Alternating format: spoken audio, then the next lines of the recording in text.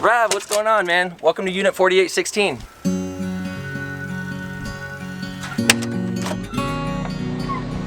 Welcome to the back of the home.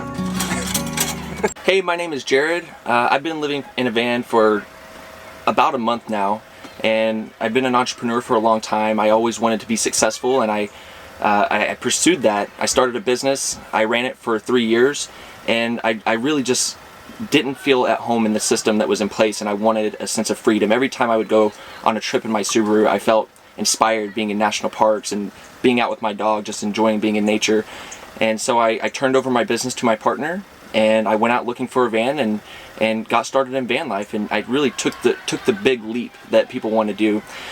Finding the perfect vehicle for me, I wanted enough room to live, have a bed, have a cooking situation, a bathroom, a shower, and I also wanted four-wheel drive so I could access these remote places and really be out deep into nature.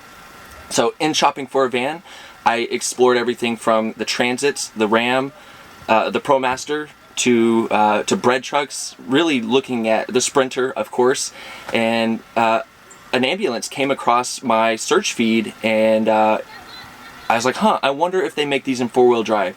So I went on Craigslist, I went on to Facebook Marketplace, and I found what you're inside of now, which is a 2003 E350 ambulance with a four-wheel drive conversion done by Quigley. And this thing can really just go anywhere I want to go. It also has the 7.3 liter turbo diesel engine, which is really anybody that's looking for a diesel, a Ford specifically, it's the coveted engine. It's the one they made years ago. They don't manufacture them anymore, but they'll last you 1 million miles. So I really wanted something reliable that could get me into these remote places of the world.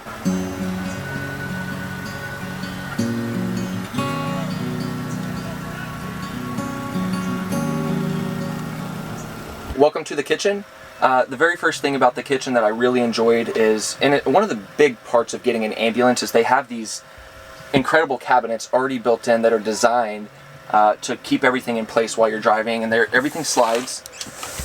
Everything's on sliders, nothing rattles around. It's really a solid built cabinet system. Inside I have the essentials, got some Cheerios. You gotta have the cereal living in a van. When you're hungry, you don't feel like cooking, break out the milk, some cereal, and get down with that. Over here, I keep the dog treats, keeps the dog happy. She's in the front, she heard me open these. We'll get her a treat here in just a minute. If you move down here, I went and picked up this induction cooktop on Amazon. I was really exploring, do I want to do propane?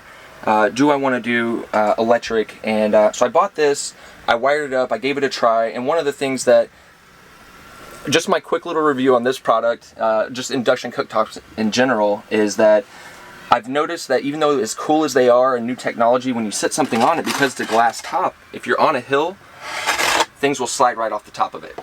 So I'm looking at probably getting rid of that and maybe moving into a propane stove, which is fine. Even though I'm going to have solar, I think a propane stove will be perfect for what I'm looking for. Currently I keep the silverware tucked in over here in the corner. I keep it in a wood tray. The stove is actually pressing it into the wall, so it's really pretty locked into place. I don't have to worry about that flying away. Up here, I put a screw into the top to hold this lid in place, and then you can unscrew that, get some cashews, and put it right back up there. And you can put as many of these jars up here as you want to. I think I'm going to end up probably putting at least another 4 more. Right over here, it's in the kitchen, but this is my laundry chute. So when I'm done wearing something, I take it off, I throw it in there. Also, if you reach down in there, that's where I keep the propane tank with the propane line, so it's separate from the inside of the cab. So when I'm ready to cook, I grab that propane hose, bring it out, and I can hook it up if I'm doing a gas or a propane cooktop. So I've seen some people that have these magnetic strips for their knives, and I was a little bit nervous to get it myself, just because, you know, if you look down here, I have my dog's food and water. I really wanted something that could keep these off the countertop and have a nice spot for them. And I picked this one up on Amazon. I spent a little bit more on the ones that have the good reviews, but it was no more than maybe $20. And I've had no problems. I go over bumps, speed bumps, hit potholes, and not once have they fallen off. So if you're thinking about getting one of these, that's how many knives I have on there, and it seems to be holding up just fine.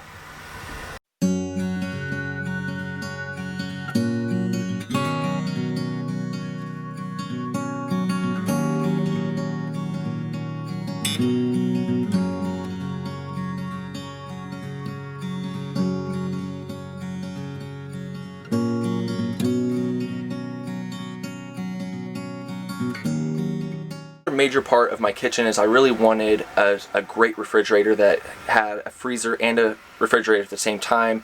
And when I went online, I started looking at the different options. First of all, they're insanely expensive, so I was like, okay, where can I buy a used one?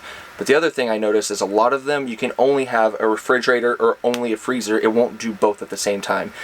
And I felt this is one of the areas I can shave costs on other things. I'm going to spend a little bit more and get a refrigerator that works for me. So what I went with is the Winter, right here's the brand of it, Winter Dual Zone 62 quart refrigerator freezer.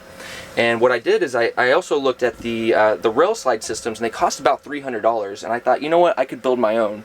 So I went also on Amazon and bought these $500 pound drawer slides, and I put them on a platform. And so the whole fridge slides out from under the bed. You got your refrigerator, and let me unlatch it. That keeps it nice tight seal. And you got the freezer. It's also nice at nighttime. They have these built-in LED lights, so you don't have to turn the lights on. You can just lift the lid, see what's inside your fridge, grab it out of there. Welcome to my bedroom. Originally, when I started building the van, I spent a lot of time studying and trying to figure out what kind of bed I wanted. I know a lot of people that live in the cargo vans, they do the platform bed, and I thought, you know, I don't know if I have space for that because I don't really want to start cutting out my cabinets. So originally I had a futon, and Rav is going to show you a clip of what that looks like here. Or however they do that. Why on earth are you going to do that? I want to live a fruitful life, and I don't want to be bound to a mortgage. I don't want to be stuck in one place. I want to travel, and I wanted something that would give me the space to live, so I can have all the amenities of a home. You know, I have a blender, I have a bed, I have a heater, I will have a bathroom built, a shower, and it's four-wheel drive, so I can access anywhere that I want to go. Why on earth choose an ambulance? The four-wheel drive feature. I was looking for something that could get me where I need to be, and this was one of the few vehicles. Because if you look at what a lot of people are doing in van life, they have the Sprinters, they have the ProMasters, and they don't make those in four-wheel drive unless you want to spend $100,000, which I don't understand. So I had a futon for a while. I actually had it on these same drawer slides that the fridge is on, and the futon would slide out, lay down, lift up, and it was a neat idea. But I realized it wasn't the most efficient because it was taking up so much space, and it didn't really give me much opportunity for storage. So I took it out, I started all over, and I'm in the build process right now. I haven't even got my mattress yet, but what we have is a platform bed. I put some support structure here to keep it steady, and I used 3/4 inch particle board, or what is that called? O something. You can find it at any hardware store. If you look at that, you know exactly what it is. It did require me to cut out some of the cabinets, which I was reluctant to do, but sleeping in it now, it's wonderful. My legs go all the way down. It's about 74 inches long and 51 inches wide, so it's just an inch in width short of being a full-size bed, and it's slightly shorter than what a full-size bed would be, but it's perfect for me. It's perfect for the dog. Right now we're sleeping on a twin-size air mattress, and it's not the best night of rest, but it's something, you know, when you're living in a van, you adapt and you do whatever you can do. So I'm sleeping on that for now. Today, I will be ordering a new mattress, one of those foam ones that come in the box, and I'll have a complete bed.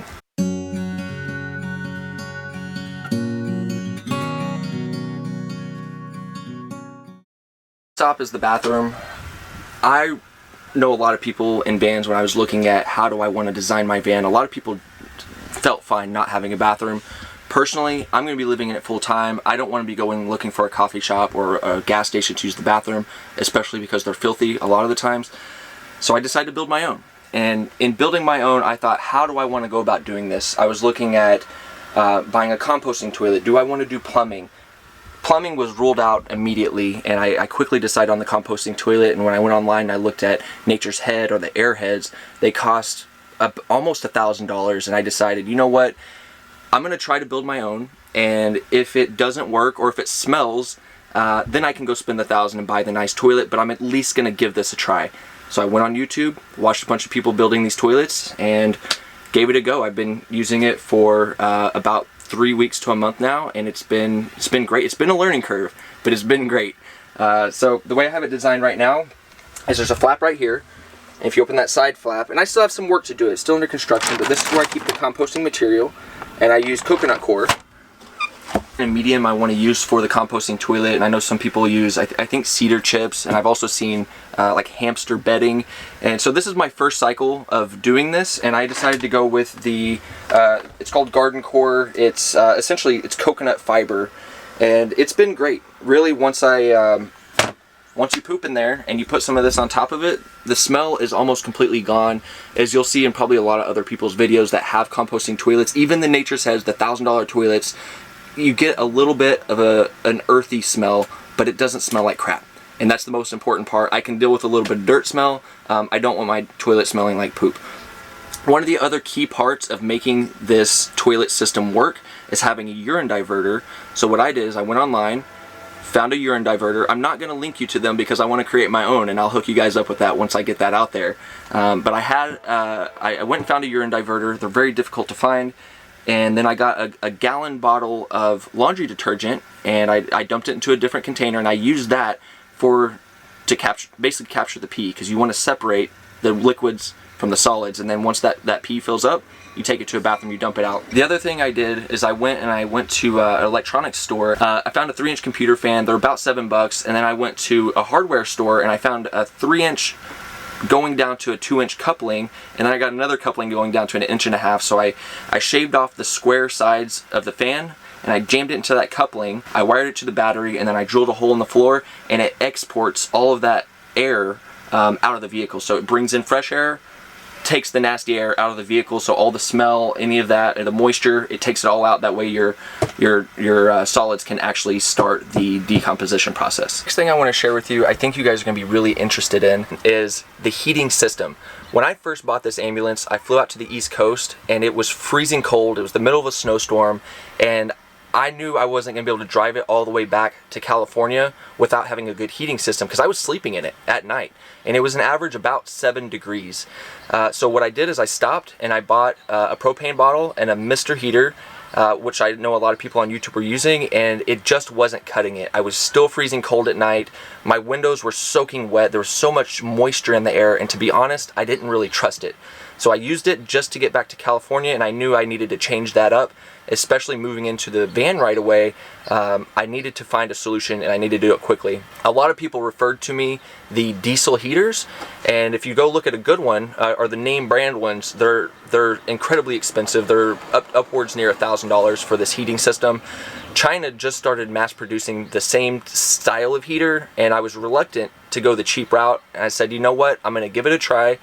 Similar with the toilet, I'm going to give it a try. If it's not doing the job, then I'll go spend the money and buy the fancy stuff, but I'm going to try to buy the one on eBay. They also have them on Amazon. They're about $160. Let me show you what we got. This is a diesel powered heater. This thing will heat the entire vehicle on the lowest setting. So they rate it by hertz on the controller. It starts at 1.6 hertz, goes up to 5. I run it at 1.6, and I have to get up in the night and turn it off because it's stupid hot in here. Even whenever it's, you know, I'm in San Diego, so it's not freezing cold, but it gets down where I'm shivering. This thing absolutely does the job, and it sips diesel fuel at such a slow pace. I would estimate that it costs me about 80 cents a night to $1 a night to run the heater if I ran it all night, which I don't. So I usually will go to bed, I'll wake up, and if I'm cold, I turn it on. I'll run it for about 5 hours, and it costs me next to nothing to use it. And there's no emissions in it. All the emissions go out of the vehicle. I do keep a carbon monoxide detector in here for my own safety, but it's never leaked any emissions, and it does the job to keep the vehicle warm.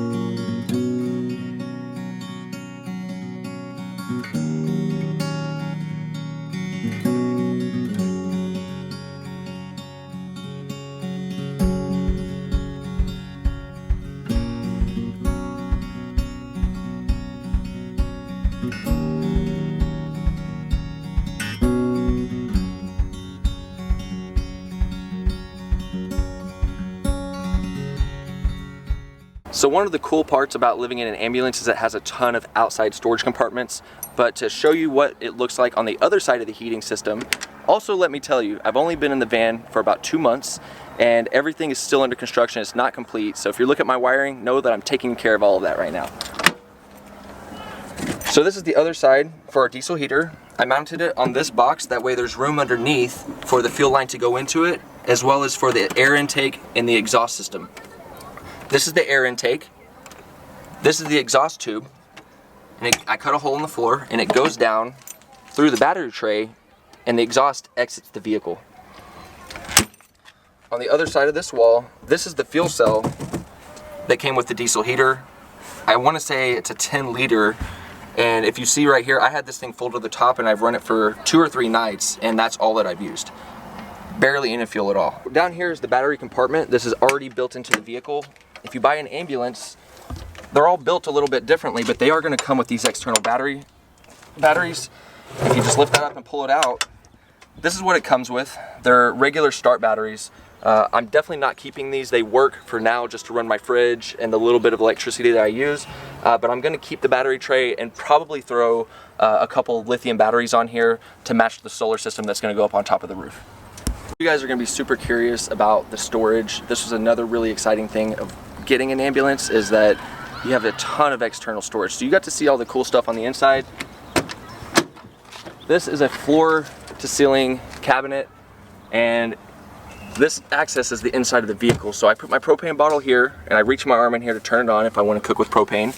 That's my dirty laundry so it doesn't stink up the inside of the car. My propane bottle outside of the vehicle. Just a couple extra, some tools and some storage.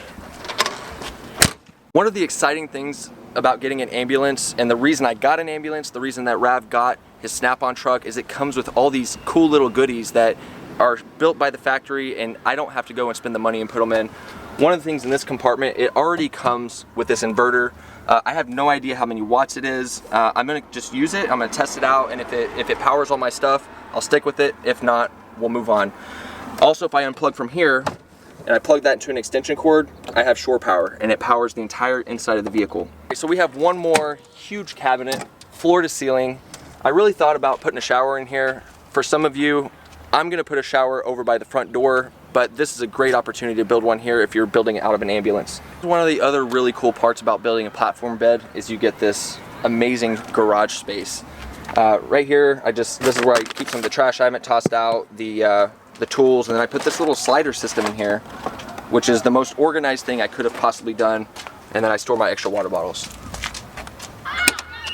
This is one of the other big cabinets. It is big enough to put a big water tank if you want to store your fresh water in there. This is the cab, and this is my best friend Bailey. It's pretty much a standard cab. Back up a little bit.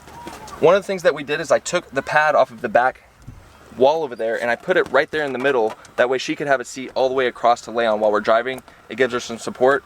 I also stuff her dog bed in the floorboard there. That way when I hit the brakes, she doesn't go flying into the floorboard. One of the cool features about getting an ambulance is it has this control panel. With that, I can still measure my amps, I can still measure the volts being used to the back of the truck, and I can connect or disconnect the back of the vehicle so I'm not wasting any power. Hey Rav, thanks so much for coming by. Thanks for coming on the van tour. You're at the very beginning stages when I'm still building it out. I am going to be getting active on YouTube. I haven't been on YouTube, but I have a channel. It's Pure Lit, P-U-R-E-L-I-T. And my Instagram is unit4816. You can find me there. If you have any questions about how to put the heater in, how to build a composting toilet, any questions about the rig at all, feel free to reach out, leave me a comment, whatever you want to do. Bye.